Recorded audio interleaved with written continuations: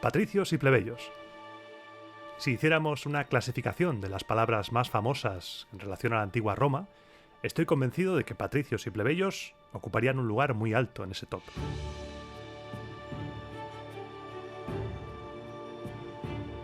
Nos han repetido una y otra vez que unos eran la élite en la cúspide del poder romano y otros estaban en la base de la sociedad.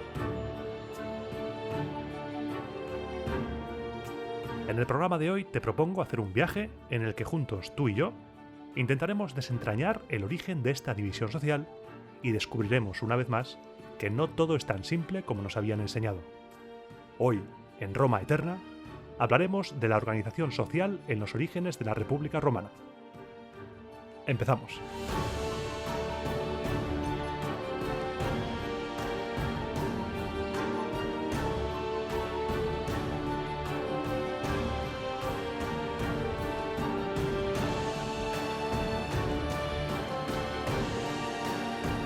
Para comenzar a hablar de la división social en la antigua Roma, quiero que por favor, si puedes, claro, si estás conduciendo o no, cierres los ojos. Con los ojos cerrados, quiero que viajes conmigo, mentalmente, a una necrópolis. Concretamente, te quiero llevar a la necrópolis de Castel di Decima, un enclave situado muy cerquita de Roma, saliendo de ella por el sur, a través de la Vía Pontina. Se especula con que esta ciudad es la antigua Politorium, una ciudad latina que fue destruida por, supuestamente, el rey Anco Marcio en el siglo VII a.C. Iván, ¿por qué me llevas a una necrópolis? Verás, este lugar es muy importante.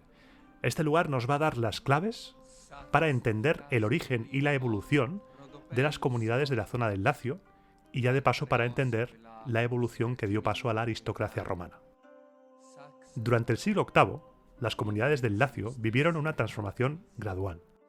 La población aumentó de manera constante y los asentamientos fueron desarrollándose a la par. Con ese desarrollo, y gracias al comercio, llegó más riqueza y también llegaron influencias externas. Sabemos que también aumentó la productividad, en parte por la mejora de las técnicas agrícolas. De este periodo datan los primeros vestigios del culto de vides y olivos, y el trabajo especializado también se incrementa. El siglo VIII fue muy importante.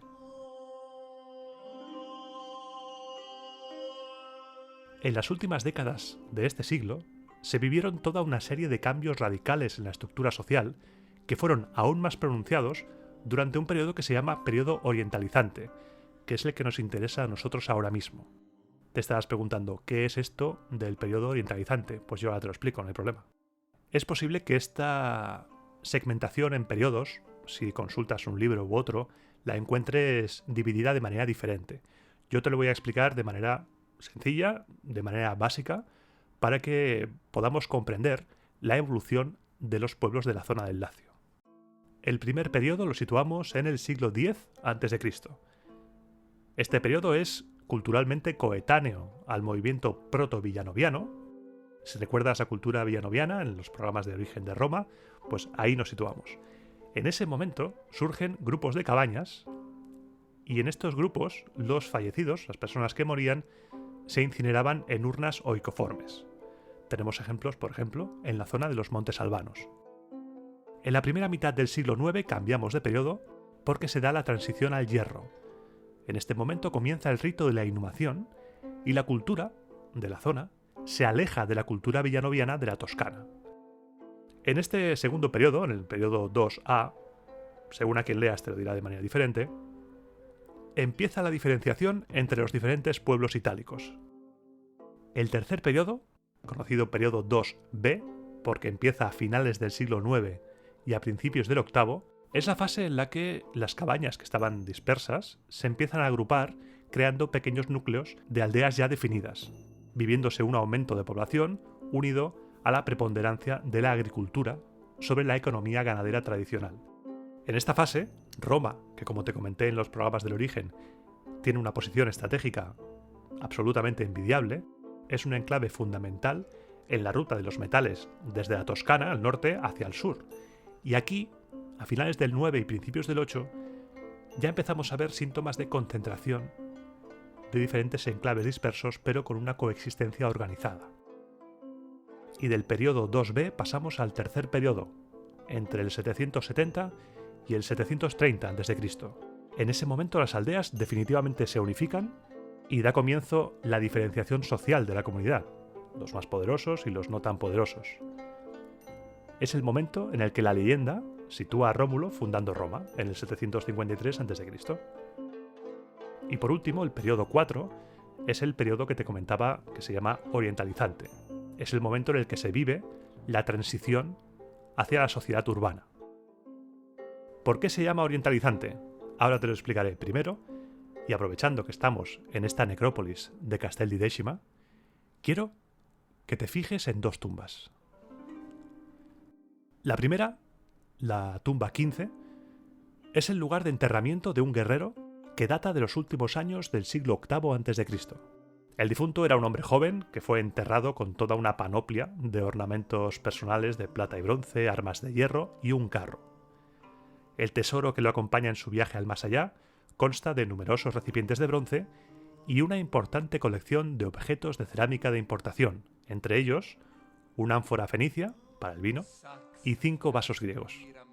La segunda tumba en la que quiero que te fijes es la tumba 153. Es el lugar de descanso eterno de una mujer que está rodeada de unos 90 objetos, pero lo más llamativo de esta tumba es la extraordinaria riqueza de los adornos personales que lleva esta mujer. Está literalmente cubierta de pies a cabeza de joyas de oro, de plata y de ámbar. Siglo VIII. ¿Qué nos dicen estas tumbas? ¿Qué podemos sacar de estos dos fallecidos de hace tanto tiempo? Su riqueza en el siglo VIII nos habla de que estamos en los albores de una estratificación social permanente y de la creación en ese momento de una aristocracia dirigente en la sociedad.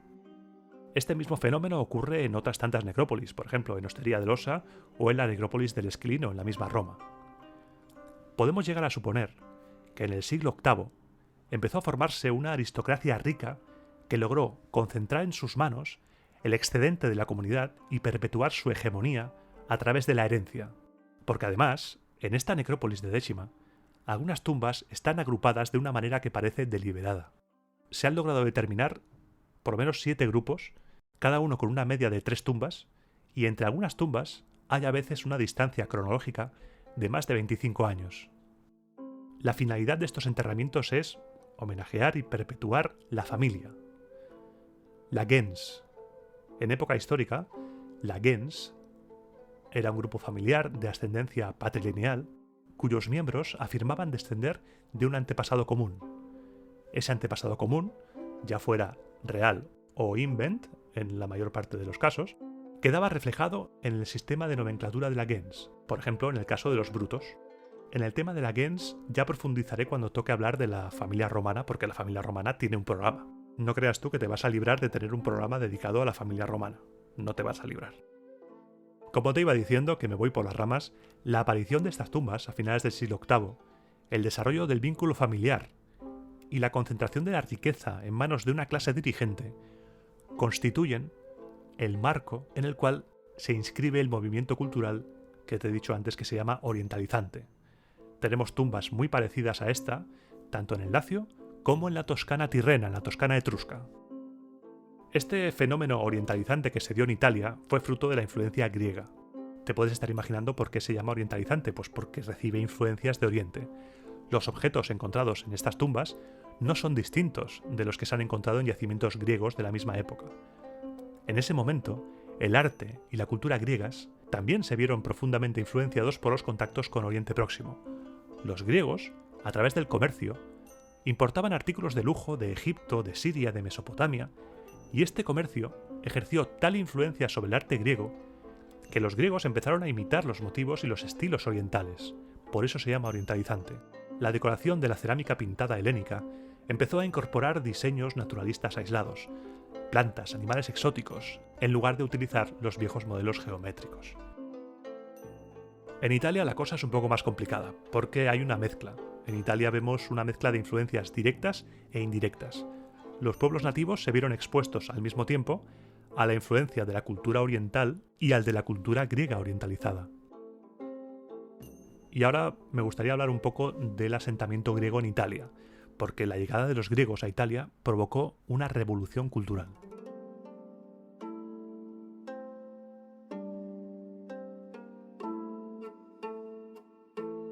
El primer asentamiento griego en Italia fue en la isla de Ischia, en el Golfo de Nápoles. Los antiguos la llamaban Pitecusa o Enaria. Allí, unos intrépidos eubeos establecieron un asentamiento permanente en torno al año 770 a.C. Pitecusa lo que hizo fue preparar el camino de la colonización griega en el Mediterráneo occidental, proceso que supuso, como ya sabemos ahora, algo más que una aventura comercial. Los griegos que participaron en la colonización buscaban una vida mejor, no solo buscaban comerciar, intentaban crear una versión mejorada de la sociedad que habían dejado atrás. Querían empezar una nueva vida en un lugar en el que la tierra fuera abundante y en el que pudieran alcanzar un nivel de vida que en sus pueblos, en sus países de origen, ni siquiera podían llegar a imaginar.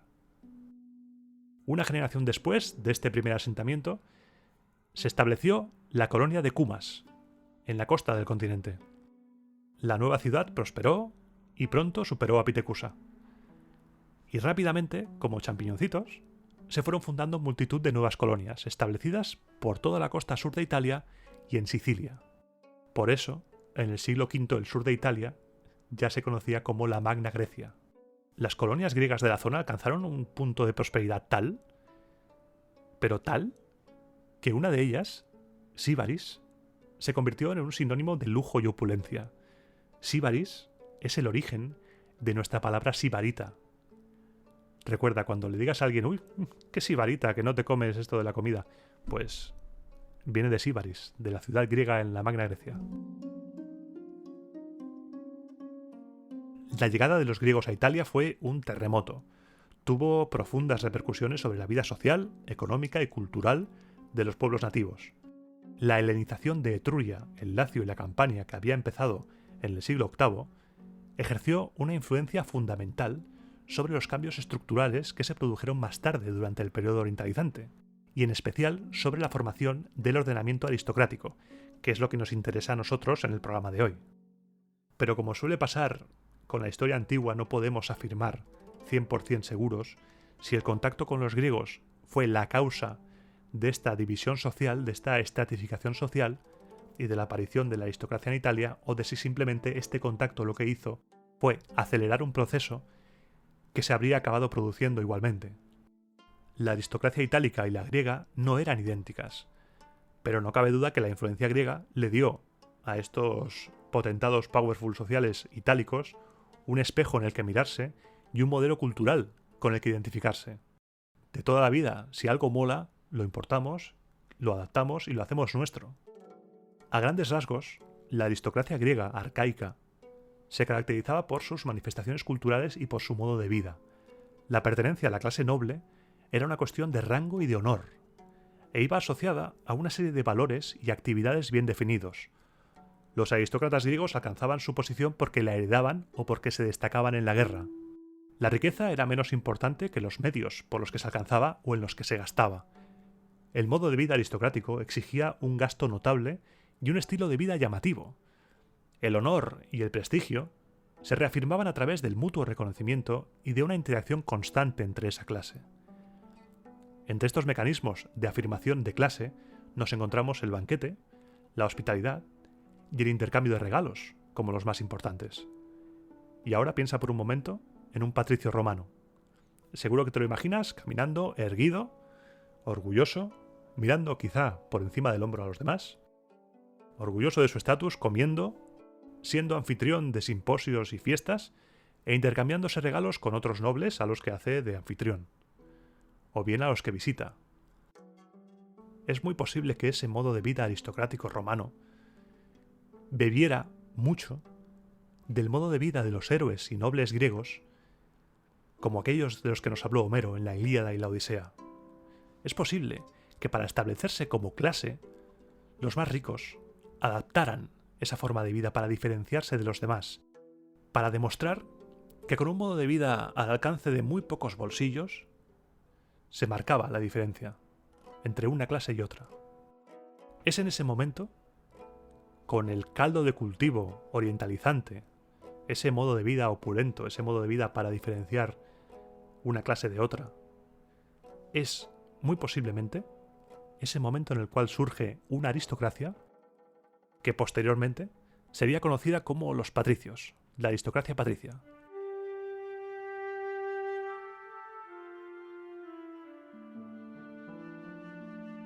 En el siglo V, la élite romana estaba cambiando, estaba mutando, porque si algo hemos aprendido en estos últimos programas es que nada es fijo, todo va evolucionando a lo largo de los años. De acuerdo a las fuentes clásicas romanas, la sociedad de la Roma primitiva se dividía en dos grupos, patricios y plebeyos. Es lo que, si buscas en cualquier sitio, te van a decir. Patricios por un lado y plebeyos por el otro. Los primeros, los patricios, formarían la clase política y militar dirigente, mientras que los segundos estaban excluidos de participar en la política y su fuerza en el ejército era, en esta época arcaica, de menor importancia, siendo por lo tanto considerados como ciudadanos de segundo orden.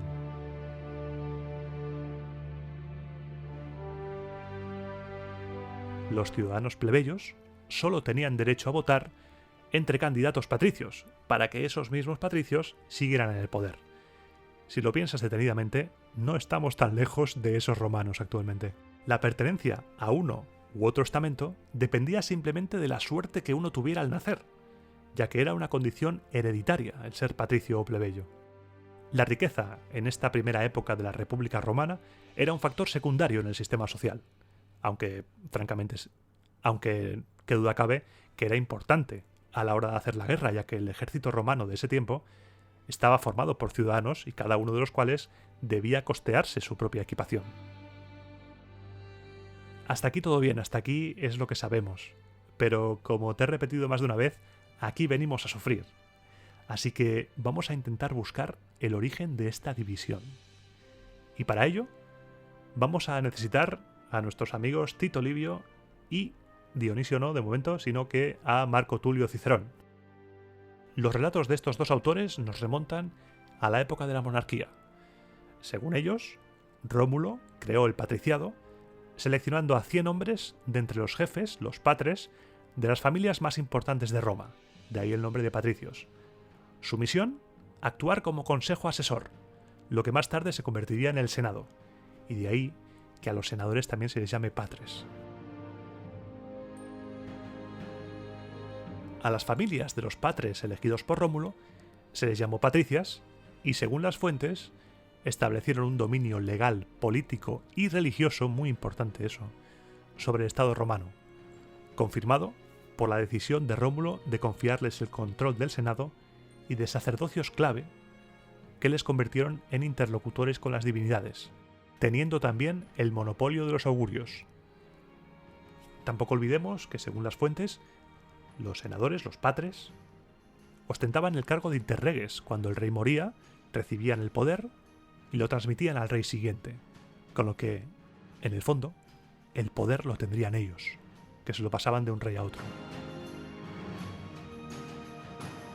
Tras tremendos hachazos varios y el establecimiento de la República, el Senado y las nuevas magistraturas fueron exclusivamente copadas por esta clase patricia, hasta que el movimiento plebeyo amenazó con la secesión en el 494, dando origen a un conflicto que se le ha conocido como la lucha de los órdenes. Esta es la versión oficial transmitida por la tradición, pero como casi todo lo relacionado con la Roma antigua, es todo muy confuso y solo podemos acariciar, solo podemos llegar a intentar acercarnos a una hipótesis que pueda asomarse mínimamente a la verdad. Como puse en Twitter el otro día, cuanto más leemos sobre la historia antigua de Roma, más nos convencemos de que saber, lo que se dice saber, sabemos bien poco. Tú abres un manual y ese manual o ese libro te habla de lo que opinan diferentes autores. Este autor dice esto, este investigador dice aquello. Según dice él, la historia antigua se basa en consensos de hipótesis.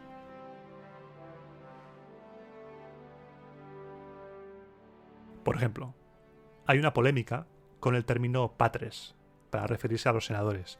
Encontramos referencias a que los senadores eran llamados patres conscripti, que podría ser una contracción de patres et conscripti, que haría referencia a que en origen no solo habría senadores patricios, patres, sino que habría senadores externos, conscripti, plebeyos. No sería raro pensar que en época de los reyes, estos eligieran como senadores, como consejeros, no solo a los patricios, sino a ciudadanos prominentes, a comerciantes ricos, por ejemplo. No tendrían por qué ser todos patricios. Si aplicamos la lógica, el rey en estos tiempos querría tener, si quiere mantenerse en el poder, contentos a todos los estamentos poderosos. Hay incluso historiadores modernos que creen que el patriciado no surgió hasta la República, cuando los hombres que expulsaron al rey se adueñaron del poder supremo durante los primeros años del nuevo régimen e intentaron convertirse en una aristocracia cerrada, arrogándose para sí mismos y para sus descendientes el derecho exclusivo a acceder a los puestos de poder político y religioso, para después, una vez en el poder, rebozar su origen, como si de una croqueta de invent se tratara, con una capa de leyenda con la cual asentar sus raíces en un relato que los hiciera descendientes de los primeros habitantes de Roma. Yo creo que podrían ir por ahí los tiros. En el momento en el cual la aristocracia da el golpe y, pasara lo que pasara, no sabemos cómo, se estableciera la república, esos mismos que dieron el golpe, es muy posible que intentaran perpetuar su poder y controlar todos los resortes del Estado. Pero lo que está claro es que el patriciado, se llamara así o no, la aristocracia, sin duda ya existía antes. La gente no se genera como champiñones pop espontáneamente.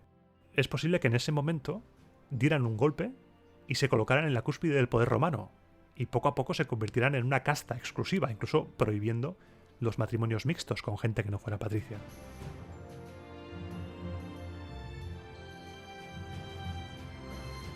Todo es tremendamente dudoso, incluso la identidad de estas familias patricias. ¿Podemos saber quiénes eran estas familias patricias originales? He encontrado una lista de 19 familias que podrían haber formado el patriciado original, pero claro, las pruebas no son claras. Estas 19 familias serían los Aemili, Fabi, Corneli, Cloeli, Foli, Furi, Iuli, Manli, Sulpici, Nauti, Postumi, Quincti, Quintili, Sergi, Servili, Valeri y Ueturi, junto con algunas ramas de los Claudi y los Papiri. Pero desconocemos el estado de algunas familias prominentes de la República temprana. Es imposible saber hasta qué punto esta gente eran o no las 19 familias. Esta lista la he encontrado en un libro de Catherine Lomas, del origen de Roma. Otro hecho que nos hace dudar de la versión de las fuentes es que al menos 15 de los primeros cónsules, si consultamos los fastos, son de estatus desconocido, y otros pertenecen a familias que luego fueron plebeyas. Otros, en cambio, como te he dicho antes, los Claudi, estaban divididos en dos ramas. Los Claudi Pulcri eran patricios, mientras que los Claudi Marcelli no lo eran. Es más, los propios brutos, sin ir más lejos. En tiempos de los reyes, los brutos eran patricios, pero en el siglo I, ese bruto que mata a César son plebeyos.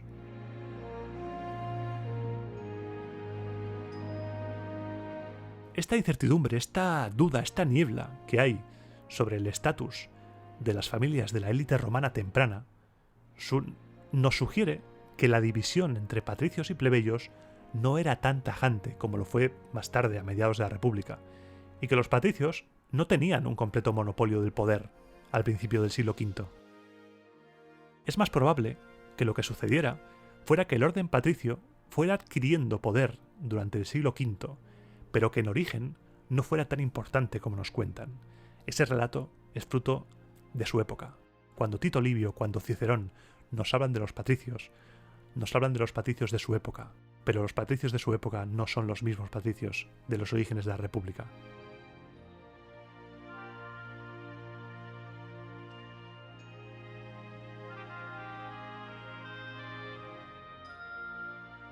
Si es complicado identificar a los patricios, a los plebeyos ya ni te cuento.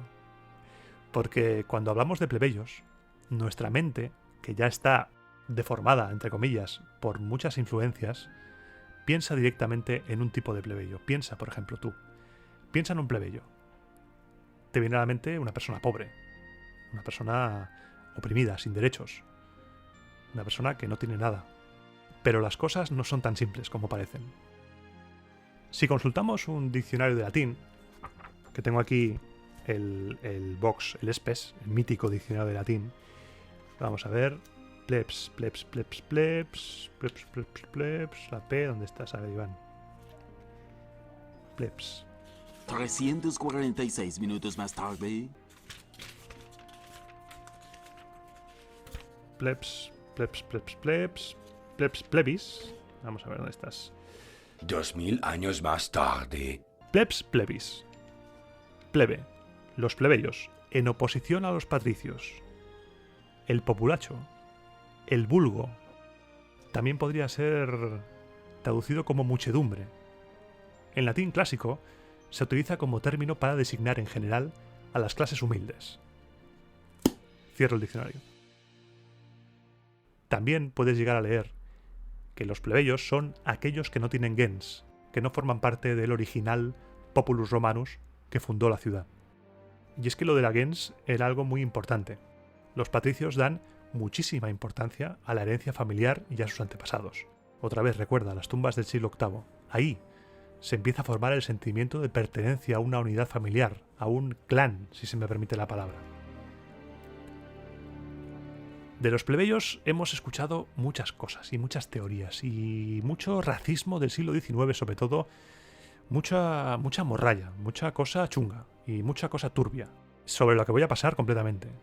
Se ha hablado de gente sin origen, se ha hablado de gente que llegó a Roma tras la fundación de la ciudad, pero como en ese capítulo de Los Simpsons, si te acuerdas, en el que Marge trabaja en una inmobiliaria, le dicen, ¿existe la verdad?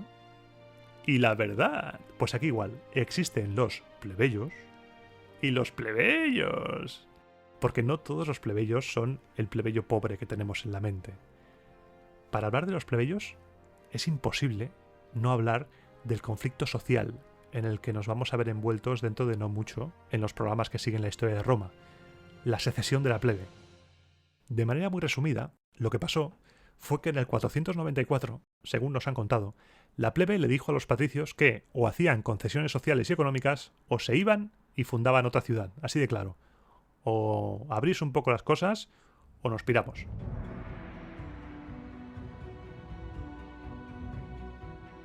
Y aquí está la clave para diferenciar los plebeyos. Los plebeyos no eran un movimiento único. Por ejemplo, las reivindicaciones de los plebeyos pobres de las zonas rurales y urbanas giraban en torno a la deuda, que les podía incluso hacer esclavos, y al injusto reparto de tierras, mientras que a los plebeyos ricos, a los adinerados, comerciantes por ejemplo, eso del reparto de tierras y la deuda les daba igual. Ellos lo que querían era entrar en el círculo de poder del Estado, ellos querían entrar en el juego político. Estos últimos plebeyos fueron los que consiguieron poco a poco entrar en el poder. Que posteriormente hubiera cónsules plebeyos no significa que salieran de los plebeyos pobres, salían de los plebeyos ricos. Como te digo, la plebe no es una masa unitaria. Están separados en diferentes grupos.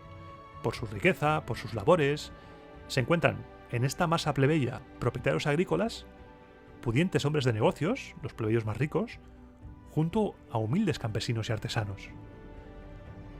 Los patricios, por su parte, sí que formaban un estamento cerrado, en el que no cabía la posibilidad de penetrar entre los dos estamentos. Eran generalmente los patricios propietarios de grandes extensiones agrícolas y por lo tanto solían basar su riqueza en la tierra, formando una masa conservadora muy poco abierta a cambios y mucho menos abierta a compartir el poder.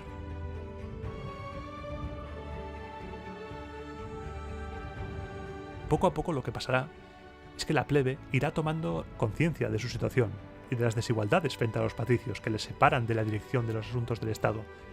De este modo, dirigidos por la élite de plebeyos ricos, aquellos que podían acudir a la guerra bien equipados, fueron enfrentándose a los patricios en sus reivindicaciones políticas y sociales. Como te decía, el primer capítulo, la secesión de la plebe, 494. Los plebeyos se retiraron al monte sagrado, el Aventino, hay versiones que dicen que fue a otro monte, y dijeron que o cambiaban las cosas o nos piramos, fundamos una nueva ciudad. El resultado más importante de esta secesión de la plebe fue la creación de los tribunos de la plebe, los magistrados plebeyos, como te comenté en el programa del Cursus Honorum, dotados de carácter sagrado dentro de los muros de la ciudad y cuya función sería defender a la plebe jurídicamente frente a las injusticias de los patricios. Fueron pasando los años y en el 488 Espurio Casio dictó una primera ley agraria por la que otorgaba parte de la tierra conquistada a la plebe. Pero las reivindicaciones plebeyas no se quedaron ahí. En el 451 surgió la Ley de las 12 Tablas, que no es otra cosa que codificar por escrito parte del derecho romano. De ese modo se tenía una base reglada sobre la que apelar, pudiendo conocer todos los ciudadanos cómo eran las leyes, porque hasta ese momento, hasta la aparición de las 12 Tablas, de la cual también es posible que haga un programa, porque tiene también programa, porque nos habla de cosas muy interesantes, hasta ese momento Roma, como gran parte de los pueblos antiguos, no tenía una reglamentación fija que sostuviera el derecho, sino que la ley se aplicaba en función de la tradición, de la costumbre, y esta era totalmente aleatoria y sujeta a numerosas interpretaciones subjetivas. Esta codificación, la codificación de una parte del derecho en esta ley de las 12 tablas, dio un paso adelante en la equiparación jurídica de ambos estamentos. Durante los inicios de la República viviremos una constante lucha, un tira y afloja entre las dos clases debido al continuo clima de guerra, porque claro, a medida que Roma se hace más grande, hace falta más soldados, y estos soldados reclaman sus derechos. En estas 12 tablas, por poner, un par de pinceladas, nos encontramos con las jerarquías entre la población de ciudadanos libres. Una cláusula, por ejemplo, traza una distinción entre patricios y plebeyos, otra entre adsidui, hombres que tienen propiedades, y proletari, los que no tienen propiedades, cuya única contribución al Estado era la producción de descendencia a sus hijos, su prole, de ahí el término nuestro proletario, y otra se refiere a patrones y clientes, y a la relación de dependencia y obligación mutua entre los ciudadanos ricos y los pobres, relación cuya importancia perduró a lo largo de toda la historia de Roma. Me parece muy interesante el concepto de clientes. El principio básico de esta relación patrono-cliente era que el cliente dependía de su patrono en cuanto a protección y asistencia financiera o de cualquier tipo, a cambio de que el cliente le diera una serie de servicios a su patrón, incluyendo el voto en las elecciones. ¿Te acuerdas del programa del primer año de la República? Cuando van a detener a los conjurados, Publio Valerio va acompañado de sus clientes. Clientes armados, sin duda. Clientes que, a cambio del apoyo de Valerio, harán lo que fuera por su patrón. Me vas a disculpar, pero a mí me gusta hacerme imágenes mentales cuando hablo de estas cosas, porque a mí me resulta mucho más sencillo hacer paralelismos entre cosas de la actualidad para explicar cosas de la antigüedad. Y cuando me imagino a un patricio recibiendo a sus clientes, lo que me viene a la mente es, salvando por supuesto las distancias, es Vito Corleone recibiendo a su gente en su despacho en la boda de su hija. Esas personas que van a ver a Vito Corleone van a ver a su patrón, a pedirle favores, a pedirle cualquier cosa. Y Vito Corleone, en la película del Padrino, es su patrón. Más de 2000 años de diferencia, pero es la misma relación de poder. A cambio de protección, a cambio de favores, yo te hago lo que quieras. Y ese es el concepto de clientes y patrones. Los clientes acabarían siendo una masa que vivía de sus patricios, de sus patrones, y acabaron siendo como mini ejércitos privados, utilizados políticamente.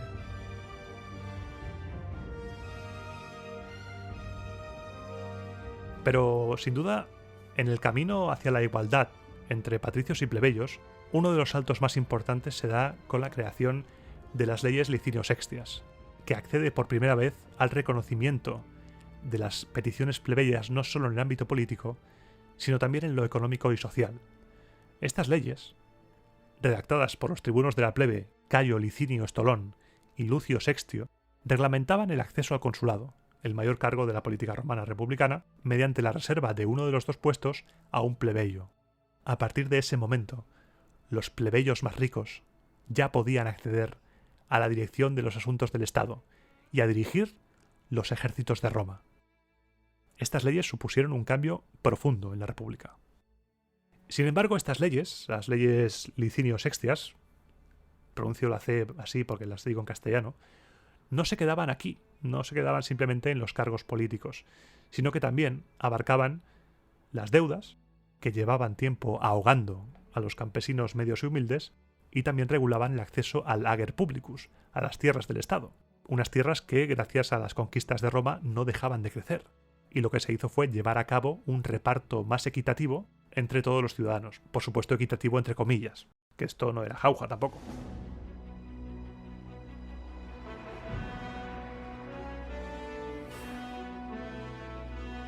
Con la aprobación de estas leyes, la plebe, tras más de 100 años de lucha constante contra los privilegios exclusivos de los patricios, se encuentra en situación de acceder a los mismos cargos y lograr participar en el destino del Estado romano.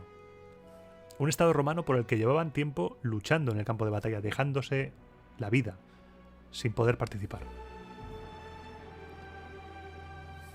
Pero ya que nos hemos metido en la evolución de la plebe en Roma, este programa se me ha ido de las manos también, a inicios del siglo III, la ley Hortensia eliminó las barreras estamentales y reconoció una nueva organización social, basada a partir de ese momento en la riqueza del individuo y en los méritos adquiridos a través del servicio al Estado. Esta ley, la ley Hortensia, llevará a la creación, que seguramente ya existiera, lo que ahora será oficializarla, la creación de una nueva clase de nobleza, la nobilitas.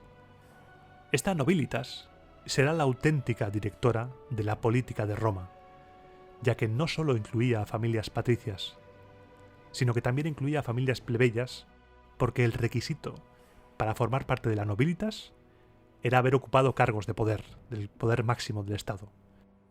La nobilitas tenía ius imaginarium, tenían el derecho de exponer en el atrio de sus casas las máscaras mortuorias de sus ancestros, además de exhibirlas en funerales.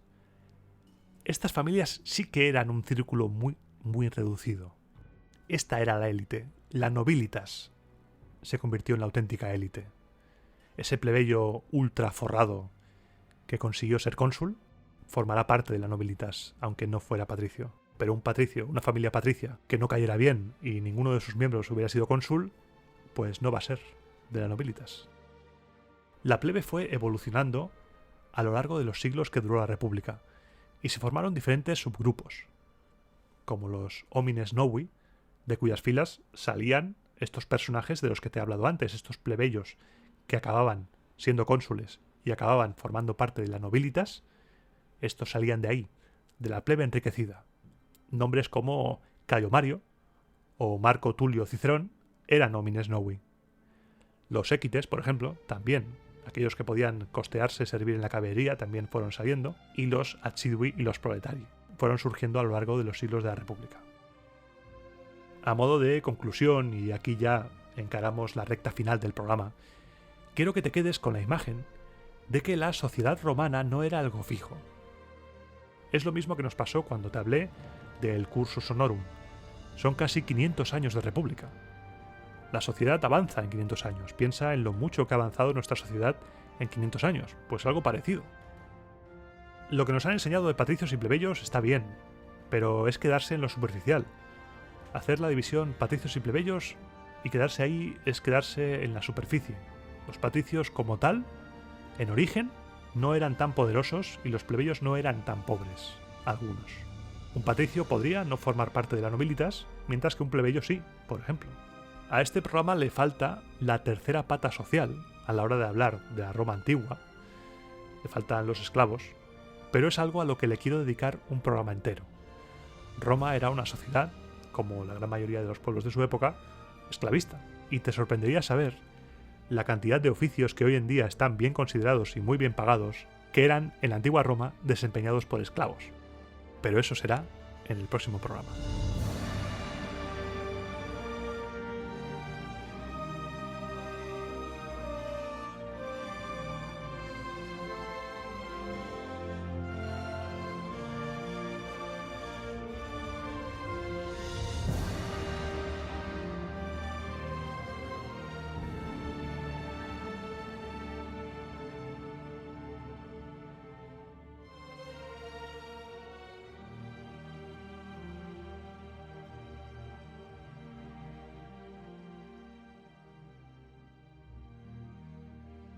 Y ahora déjame que beba un poco de zumo de manzana.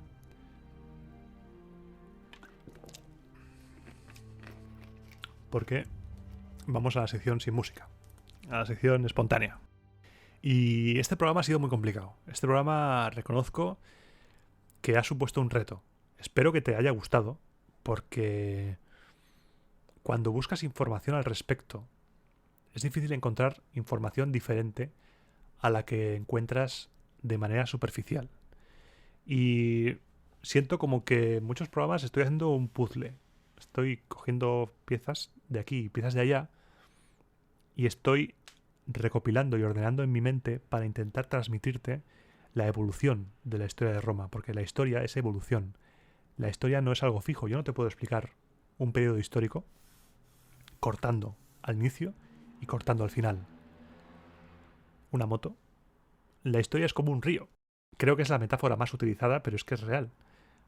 Venimos de un sitio y va bajando, tenemos diferentes afluentes, van entrando cosas, van saliendo cosas. Es un río en el cual se mezclan influencias. Y para poder hablar de una cosa, tenemos que hablar de su origen.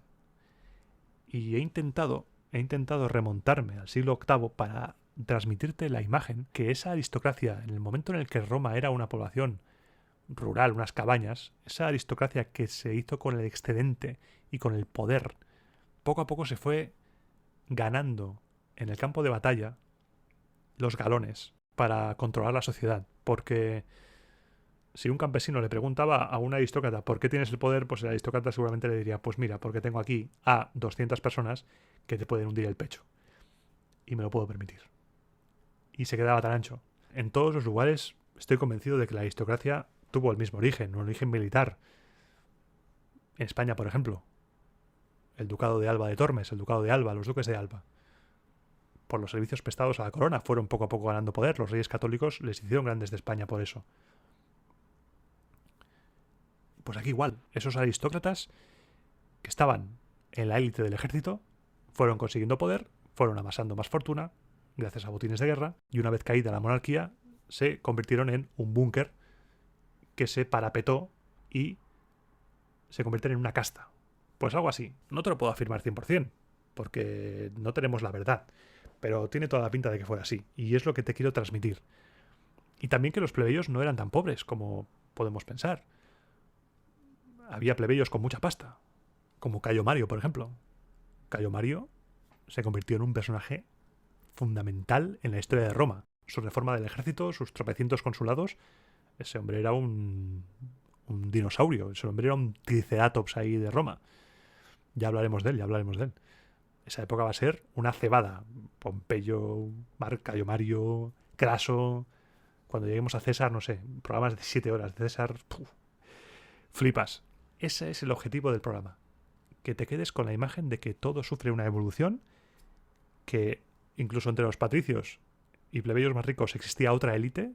Siempre hay un pez más gordo, siempre hay un pez más grande que te va a comer. Y para los patricios era la nobilitas. Y para los plebeyos, pues los homines novi. Y ya está. Y eso es lo que hay. Y el programa de hoy llega aquí. He intentado incluir la esclavitud, pero me parece que es un tema demasiado grande como para dedicarle una sección solamente en este tema.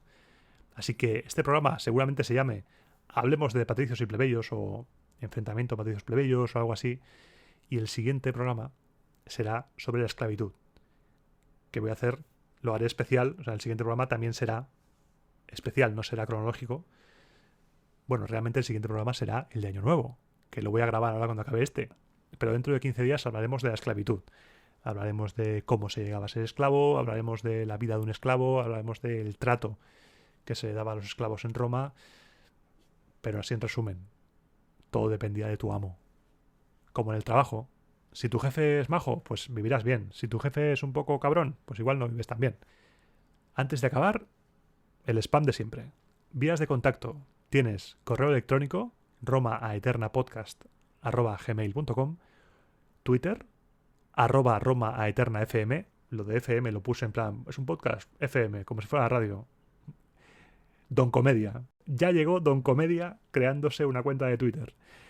Y también puedes escribirme por iVoox. Aquí en el programa puedes dejar comentarios, en la comunidad, voy poniendo cosillas y estaré encantado de leerte Los comentarios no puedo contestar a todos porque no me llega la vida, últimamente no me está llegando la vida, pero el cariño que estoy recibiendo con los comentarios, o sea, me pongo como un tomate. Cuando leo algunas cosas me pongo como un tomate. Porque digo, madre mía, que le ha gustado. Que les ha gustado. Que les ha gustado. Y me pongo un poco blandito. Porque soy un poco blandito, ya me conoces. Son 16 programas y ya me conoces. Aunque tenga la voz de marinero rudo, soy un blandito. Y suscríbete al podcast. Suscríbete gratuitamente en iVoox, aquí. Dale, suscribir, seguir. Y te enterarás de los nuevos programas, te enterarás de cuando publique en la comunidad. Y si crees, esto ya es la hostia, que este podcast merece recibir tu dinero, puedes suscribirte mensualmente en iVoox por 1,49 al mes, o bien me puedes invitar a un chupito de garum en la plataforma de Ko-fi, que te dejo el enlace aquí abajo en la descripción del programa. Y sin más me despido. Es un programa que quizá es un poco más corto, porque tampoco quiero hacer aquí un tostón. No es un tema que se preste a lo que me gusta a mí, al teatrillo, a sonido de batallas, a ahora un discurso, a tal. Porque a veces también conviene hacer programas un poquito más densos, un poquito que asienten el conocimiento para poder después ir más rápido en los programas siguientes y ya poder hablar de cosas que ya sabes de anteriores programas. Y eso está muy guay. Porque cuando hable de determinadas cosas, momentos, situaciones en el futuro, dirás, y por eso el tarao este me explicó durante 40 minutos el tema de los patricios y plebeyos. Amigo. Ahora lo entiendo todo. Pues eso es. Es como un oráculo. El oráculo de Delfos o la Sibila de Cumas te decía una cosa que no entendías y a cabo de años decías, hostia, pues va a ser que era esto lo que me quería decir la Sibila. Pues así. Y ya está. Nos escuchamos dentro de 15 días, no. Nos escuchamos dentro de menos de una semana, porque este programa sale el día 26 de diciembre y nos escuchamos en Nochevieja, en Año Nuevo, el día 1 a las 0001. Subiré el programa de Año Nuevo en el que hablaré de la Saturnalia, la fiesta más importante para los romanos, el jolgorio, la algarabía, la fiesta. Y me despido por hoy. Sin más, un fuerte abrazo de quien te habla, de Iván Martín, y te espero en el siguiente programa de Roma a Eterna.